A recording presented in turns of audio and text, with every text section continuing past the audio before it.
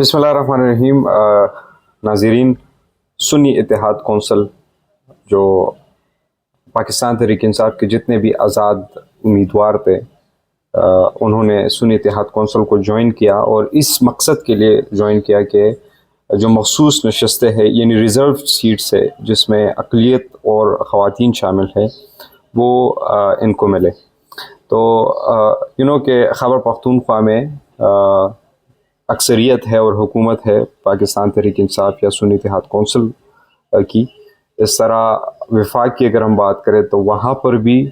More than 80 seats जो है सुन्नी इत्तेहाद council के अरकान वहाँ पर भी मौजूद हैं। तो इस वक्त लगभग 70 से ज़्यादा सीटें जो है वो सुन्नी इत्तेहाद कौंसल की मखसूस नशस्तें बनती है। और अगर देखा जाए तो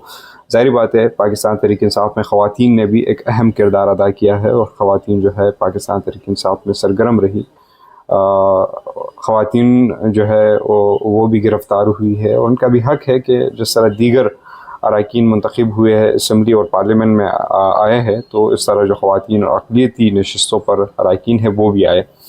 तो इन्होंने क्या किया कि सुन्नी इत्तेहाद कौंसल के साथ उन्होंने इत्तेहाद किया क्योंकि एक सियासी जमात का होना बहुत ज़रूरी है और पाकिस्तान तहरीक इंसाफ से बल्ला लिया गया, उसका सरबराह नहीं, इंट्रा पार्टी इलेक्शन जो है उसका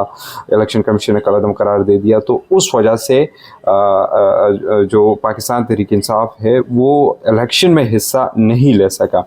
अब सुन्नी इत्तेहाद कौंसल के साथ इन्होंने जब ज्वाइन किया तो यहाँ पर इन्होंने पेशावर हाई कोर्ट में एक रिट दायर किया, रिट पिटीशन, दो रिट पिटीशन, जिसमें एक अक़लियतों के लिए इन्होंने दायर किया और दूसरा ख़वातीन की जो मखसूस नशस्तें हैं उसके लिए, जिसमें बैरिस्टर ज़फ़र पाकिस्तान तहरीक इंसाफ के सुन्नी इत्तेहाद कौंसल के जो वकील है वो और इस तरह जो अटार्नी जनरल है वो भी पेश हुए और दीगर फ़रीक़ैन जो है वो भी पेश हुए। बैरिस्टर ज़फ़र ने अदालत को बताया कि सुन्नी इत्तेहाद कौंसल जो है वो इस वक्त पाकिस्तान तहरीक इंसाफ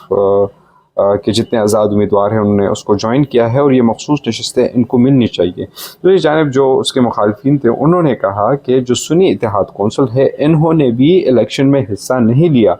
और जो सुन्नी इत्तेहाद कौंसल का सरबराह है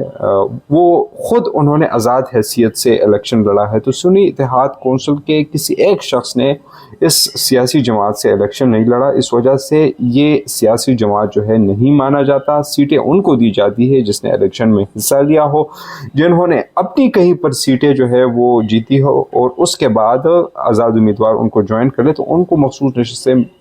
मिल जाती हैं।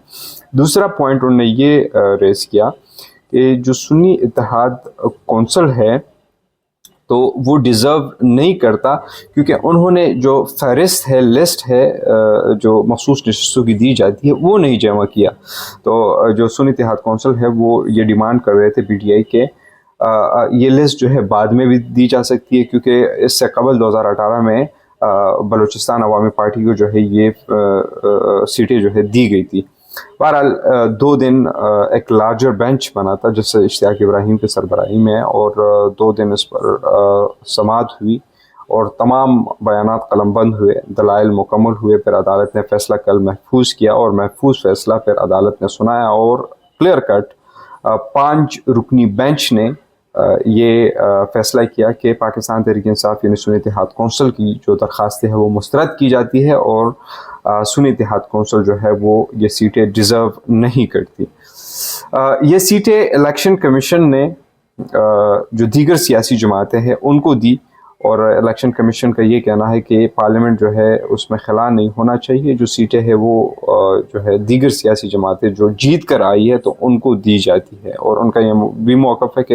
अगर पाकिस्तान तहरीक इंसाफ या सुन्नी इत्तेहाद कौंसल वो जीत कर आते तो हम उनको भी ये सीटें दे देते, लेकिन चूँकि अब वो जीते नहीं हैं तो इसलिए ये सीटें जो है इनको नहीं दी गई। तो ये अब तक के अपडेट है। मज़ीद इस तरह अपडेट्स के लिए मेरे इस चैनल को या मेरे इस टिकटॉक को आप फॉलो करें और आपके साथ मज़ीद इस तरह वीडियोस जो भी अपडेट्स आएंगे मैं शेयर करता रहूँगा।